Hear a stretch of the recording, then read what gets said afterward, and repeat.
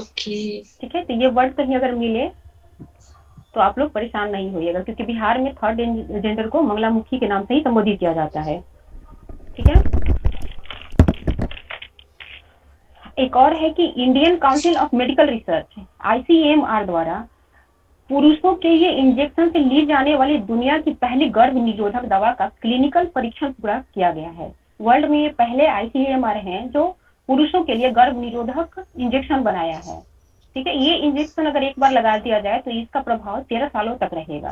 तो ये बहुत बड़ी उपलब्धि है इंडियन मेडिकल क्षेत्र की।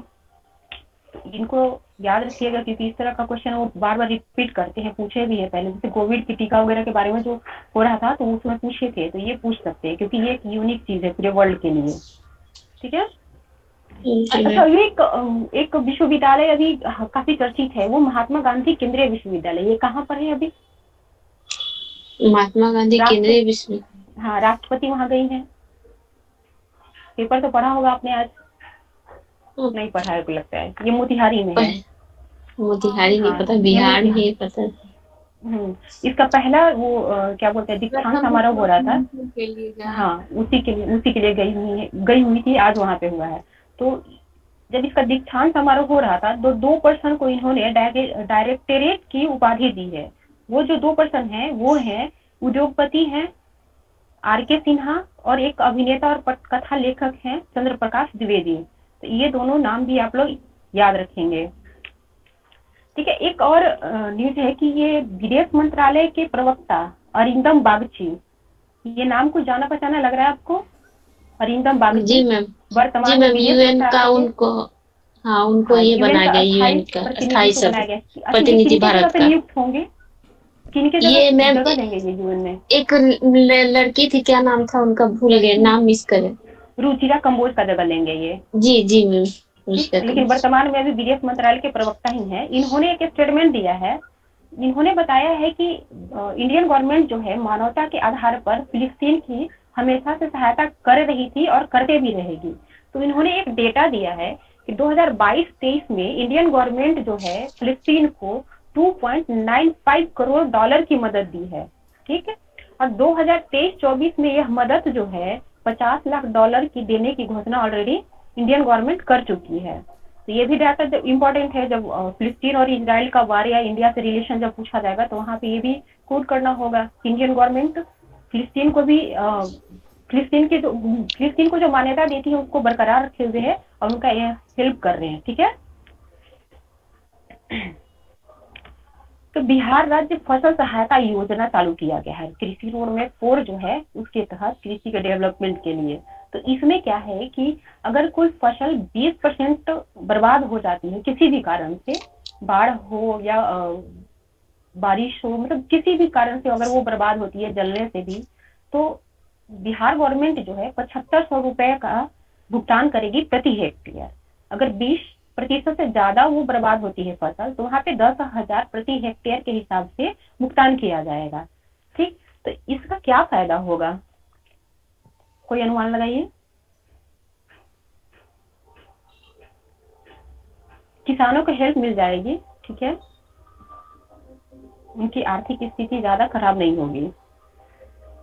इसमें कुछ मतलब कुछ लिमिटेड फसल है जिनको जगह के हिसाब से वो दे रहे हैं। ठीक है। तो धान पे जो है ये सहायता सारे जिलों में मिलेगी। टोटल कितने जिले हैं बिहार में? 38। 38। हाँ, तो धान का जो फसल अगर बर्बाद होता है तो 38 जिला में कहीं भी बर्बाद होता है तो उनको फसल दिया जाएगा। लेकिन अगर सोयाबीन का फसल बर्बाद होता है, वो 3 जिले हैं, बेगूसराय, खगड़िया और समस्तीपुर, अगर यहाँ पे बर्बाद होते हैं, क्योंकि ये उत्पादन यहाँ पे ही होता है इनका, तभी ये मिलेगा। तो ऐसे करके कुछ मतलब फसलों का वो एरिया बनाए हुए हैं जहाँ पे ये फसल उत्पादन राज्य सहायता योजना का लाभ उनको दिया जाएगा। तो ये पेपर में डिटेल से है, इसको आप लोग नोट कर लीजिएगा। ठीक है। आज के पेपर जो पोस्ट किया गया है उसी में है। हो सकता है ये पीटी जी का फैक्ट है, ये बना सके वहां पे, बनाए वहां पे। ठीक है ना, कि इसका उत्पादन किन किन जिलों में होता है। तो ये बहुत इंपॉर्टेंट फैक्ट है। बहुत सारे जिले हैं और बहुत अलग अलग है, तो उतना यहाँ पे बताया नहीं जा सकता है, उसको आप लोग नोट कर लेंगे वहां से। एक अपने क्रिकेटर जो है विराट कोहली, उन्होंने एक मतलब रिकॉर्ड बना दिया है। अंतरराष्ट्रीय क्रिकेट में 26,000 रन सबसे तेजी से पूरा करने वाले वो पहले बल्लेबाज बन गए हैं और उन्होंने सचिन तेंदुलकर का रिकॉर्ड तोड़ा है। विराट कोहली जो है वो 567 मतलब पारी में ये अचीवमेंट अपना प्राप्त किए हैं और सचिन तेंदुलकर ये अचीवमेंट किए थे 601 पारी में, ठीक है। और कोहली जो है कल जो बांग्लादेश के खिलाफ जो मैच हुआ उसमें 48 वनडे शतक बनाने वाले भी बन गए हैं और सचिन से मात्र एक शतक से पीछे हैं। अगर एक शतक बना लेते हैं तो सचिन की बराबरी कर लेंगे और वनडे में मतलब सचिन के बाद ये दूसरे प्लेयर हैं जो सर्वाधिक शतक लगाए हुए हैं। एक भारतीय ग्रैंड मास्टर है कार्तिकेयन मुरली, वो कतर मास्टर शतरंज में विश्व के नंबर 1 जो ग्रैंड मास्टर है मैग्नस कार्लसन उनको हराया है और ऐसा करने वाले तीसरे भारतीय हैं। इस मतलब जीत पर उनको पीएम के द्वारा बधाई भी दिया गया है। तो ये भी इम्पोर्टेंट फैक्ट है पीटी के लिए क्योंकि वहां पूछा जा सकता है, ठीक है। मैम किसको हराया है? विश्व के नंबर 1 प्लेयर है नॉर्वे के मैग्नस कार्लसन, उनको हराया है इन्होंने और इंडिया के ऐसा करने वाले तीसरे प्लेयर हैं ये। पहले 2 प्लेयर जो मतलब इनको हराया है कार्लसन को वो है पी हरिकृष्णा और विश्वनाथन आनंद और तीसरे बन गए हैं कार्तिकेयन मुरली। आगे बढ़ू? जी मैम। चलिए ठीक है। अभी कुछ दिन पहले आपने देखा था कि हिजाब भी को लेकर काफी विवाद हुआ था ईरान में, ठीक है। तो उसमें जो पहली लेडीज थी जिनको वो वहां की जो पुलिस थी अरेस्ट करके इतने टॉर्चर किए कि वो मतलब उनकी डेथ हो गई थी। उनका नाम क्या था? उनका नाम था महसा अमीनी। हाँ, तो उनको जो है यूरोपियन यूनियन के शीर्ष मानवाधिकार पुरस्कार 30 दिसंबर को दिया जाएगा। ये नाम भी हाँ अरे सही बोलिए, सॉरी 13 दिसंबर को दिया जाएगा, ठीक है। और पीएम द्वारा देश के पहला रैपिड एक्स ट्रेन का उद्घाटन आज किया गया है। इसका रूट गाजियाबाद से दिल्ली तक होगा। ये रैपिड एक्स है क्या? इंडिया की सबसे तेज गति से चलने वाली ट्रेन है ये। इसका गति जो होगा 160 किलोमीटर प्रति घंटा होगा और इसका नाम दिया गया है नमो भारत। इसको भी याद रखेंगे आप लोग। और साइबर क्राइम पर नकेल कसने के लिए अपने सीबीआई द्वारा जो है 19 अक्टूबर से एक ऑपरेशन लॉन्च किया गया है देशव्यापी, वो है ऑपरेशन चक्र 2। और कल मतलब 19 अक्टूबर को 11 स्टेट में जहाँ साइबर क्राइम होती है वहां सीबीआई की छापा पड़ी थी 26 स्थानों पर एक साथ, ठीक है। तो ये ऑपरेशन का नाम याद रखिएगा। हो सकता है पूछ सकते हैं कि ऑपरेशन चक्र 2 क्या है। तो ये सीबीआई द्वारा चलाया गया साइबर क्राइम के विरुद्ध एक देशव्यापी अभियान है। एक रिपोर्ट ये आया है आज केंद्रीय सड़क परिवहन एवं राजमार्ग मंत्रालय द्वारा। उसमें बताया गया है कि देश में वर्तमान में 1,32,499 किलोमीटर राष्ट्रीय हाईवे हैं, जिसमें बिहार के मात्र 4.04% ही हिस्सेदारी है। बिहार में कुल एनएच की जो लंबाई हो जाएगी वो 5,398 किलोमीटर हो जाएगी। और ये देखिएगा जब प्रीवियस ईयर देखेंगे आप लोग बीपीएससी पीटी का, तो उसमें ये कई बार पूछा है कि बिहार में एनएच की लंबाई क्या है, ठीक है। तो ये चीज याद रखेंगे और इंडिया के एनएच में इसका परसेंटेज कितना है वो भी याद रखेंगे। और सबसे ज्यादा जो एनएच है वो वर्तमान में कहाँ पे है? महाराष्ट्र में, ठीक है। उसके टोटल इंडिया के एनएच में जो प्रतिशत है वो 13.4% है। दूसरे नंबर पे यूपी आता है 8.86% के साथ और तीसरे नंबर पे है राजस्थान 7.81% के साथ, ठीक है।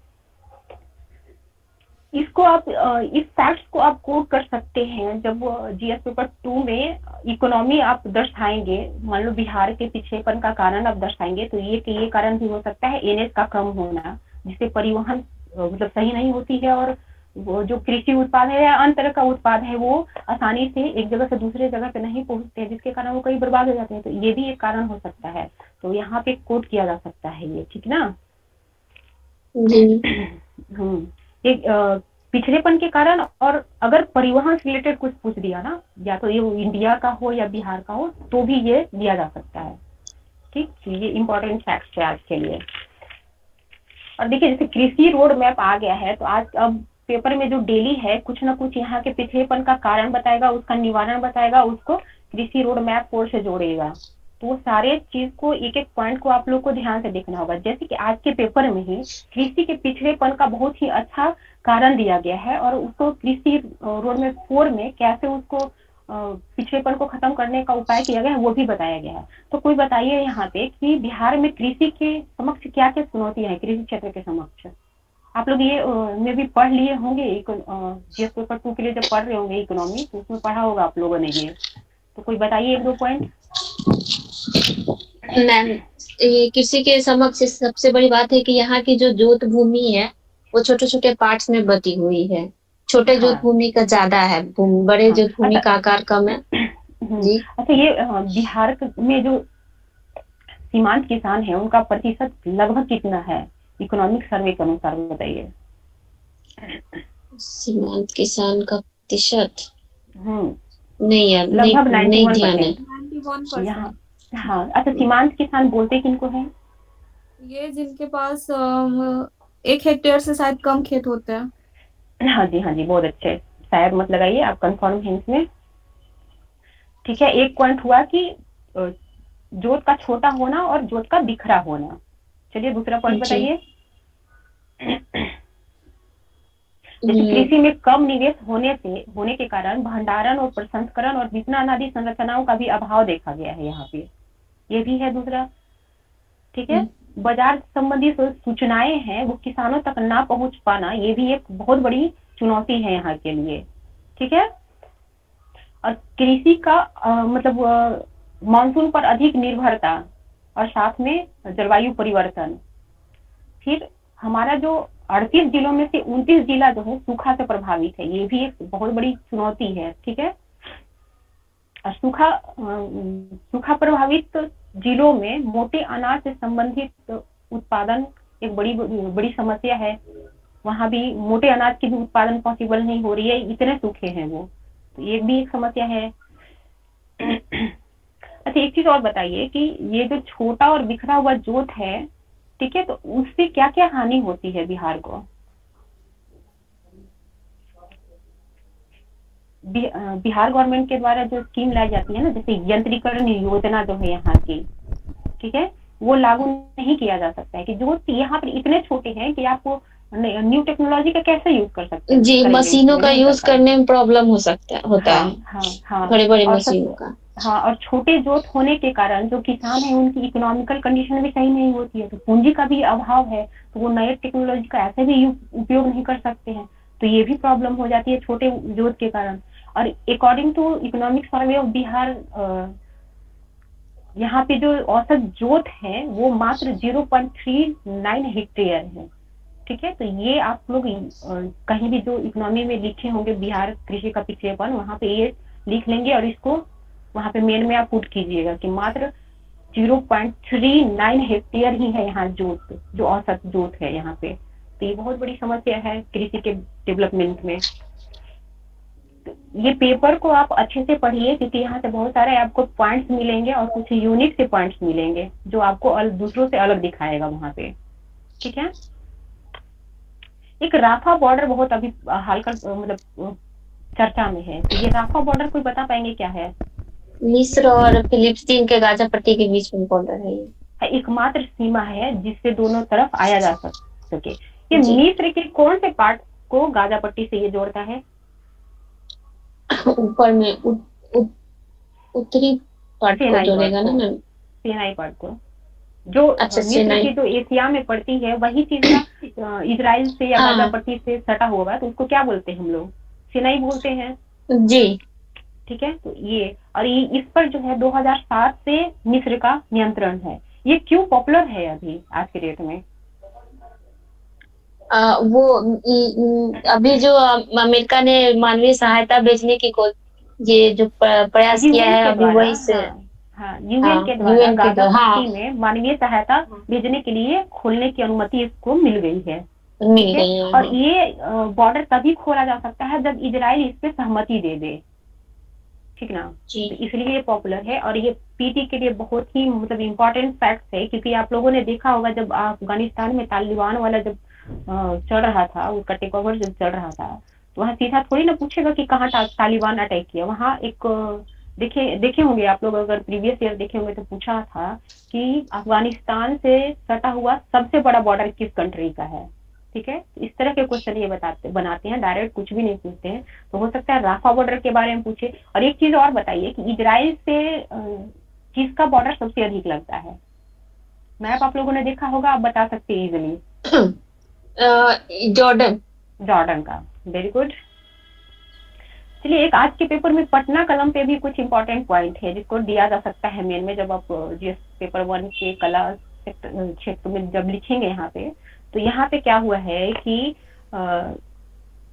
इस कला को दोबारा पुनर्जीवित करने के लिए जो है पटना आर्ट कॉलेज तथा इंटेक पटना चैप्टर की ओर से पटना कलम के पुनः प्रचलन विषय पर एक संगोष्ठी का आयोजन किया गया। और इसमें बताया गया है कि इस कला के पुनर्जीवित करने में लिथोग्राफ तकनीक उपयोगी सिद्ध होगा। ठीक है, तो इसको मेन में आप देंगे तो दूसरे से ये यूनिक होगा थोड़ा सा। ठीक है, तो इसको भी नोट कर लेंगे, ये ऑलरेडी डाला हुआ है ग्रुप में। ठीक है, तो इसी तरह का छोटा छोटा पॉइंट ही आपको अलग कॉपी में दिखाना होगा जो दूसरों से अलग करता है। तो ये काफी इंपॉर्टेंट है कि लिथोग्राफ से कैसे उसको डेवलप कर सकते हैं, इसको सुझाव के रूप में लिखा जा सकता है वहां पे। तो ये लिथोग्राफ तकनीक है क्या, इसके बारे में बता पाएंगे आप लोग? यह एक मुद्रण की प्रक्रिया है, ठीक है, जो मौजूदा किसी भी छवि का उच्च गुणवत्ता वाले प्रिंट बनाने के लिए ग्रीस और पानी का उपयोग किया जाता है इसमें। अब पटना कलम कैसे बनाया जाता था, उनके कलाकार तो रहे नहीं, वो कैसे बता पाएंगे कि इनको कैसे बनाना है। तो उसी का हूबहू कॉपी बनाने के लिए इस तकनीक का प्रयोग किया जाएगा, जो मतलब 99% एक्यूरेसी के साथ उसका कॉपी बना लेता है ये। ठीक है, तो इसलिए इसके माध्यम से उस कला को पुनर्जीवित करने का प्रयास अब किया जा रहा है, गवर्नमेंट के द्वारा करने का मांग किया जा रहा है। ठीक है ना जी। चलिए, तो आज क्या इतना ही न्यूज था, एक बार इसको समराइज कर लेते हैं हम लोग। पटना विश्वविद्यालय के कुलपति हैं कौन है, जिनको ये बिहार राज्य विश्वविद्यालय सेवा आयोग का उपाध्यक्ष बनाया गया है, अध्यक्ष बनाया गया है। डॉक्टर गिरीश कुमार चौधरी। हाँ, इन्होंने किनका स्थान लिया है? डॉक्टर राजवर्धन आजाद का। हाँ, बिहार पुलिस से रिलेटेड जो जितने भी सिपाही हैं और या ऑफिसर हैं, उनको कितने का बीमा प्रदान किया जाता है, कितने से कितने 5 से 20 लाख तक का? हाँ, इसके लिए किस बैंक के साथ बिहार पुलिस ने वो कॉन्ट्रैक्ट किया? State bank of India. हाँ, इजराइल के कृषि वैज्ञानिकों को एक स्पेशल नाम से बुलाया जाता है, उनको क्या बुलाया जाता है? एग्रीकल्चर अटैची। हाँ, तो इनका बिहार के एग्रीकल्चर में क्या रोल रहा है, किस तरह से ये डेवलप कर रहे हैं? जैसे आम का ही उदाहरण आप बताइए, जो मैंने बताया आपको। आम की बागवानी में पहले एक मतलब कि एक हेक्टेयर में 100 होता था, और अब उनके तकनीक की वजह से 1 हेक्टेयर में 1600 पौधे लगाए जाते। हाँ, और ये मंगलामुखी के लिए बिहार गवर्नमेंट ने एक न्यू इनिशिएटिव ली है, वो क्या है? प्रत्येक प्रखंड में एक ये छात्रावास भवन का निर्माण किया जाएगा, जिसमें 50 सीट होंगे। प्रत्येक प्रखंड में या प्रमंडल में, ये बताइए। प्रमंडल बोले थे प्रमंडल में बनाया जाएगा, और जब सेकेंड स्टेप चलेगा तब प्रखंड में बनाया जाएगा। वर्तमान में प्रमंडल में बनाया जाएगा। ठीक है, एक ICMR द्वारा एक विश्व में पहला बार कुछ किया गया है, वो क्या है? पुरुषों को गर्भ निरोधक सुई को मंजूरी दी गई है। हाँ, इसका ट्रायल ये लोग सक्सेसफुल कंप्लीट कर लिए हैं। ठीक है जी, वर्ल्ड में ये पहला बार हुआ है ऐसा। महात्मा गांधी केंद्रीय विश्वविद्यालय कहाँ पर है? ये मोतिहारी में, मोतिहारी जिला में है। मोतिहारी में, हाँ। यहाँ पे राष्ट्रपति गई हुई है इसके दीक्षांत समारोह में, तो ये काफी इंपॉर्टेंट होता है, पूछ भी सकता है ये कि कहाँ पे है बिहार में। ठीक है, अभी विदेश मंत्रालय के प्रवक्ता कौन है जिनको मतलब आगे के डेट में वो UN में स्थायी अरिंदम बागची। इन्होंने क्या बताया है? अभी जो गवर्नमेंट है, इंडियन गवर्नमेंट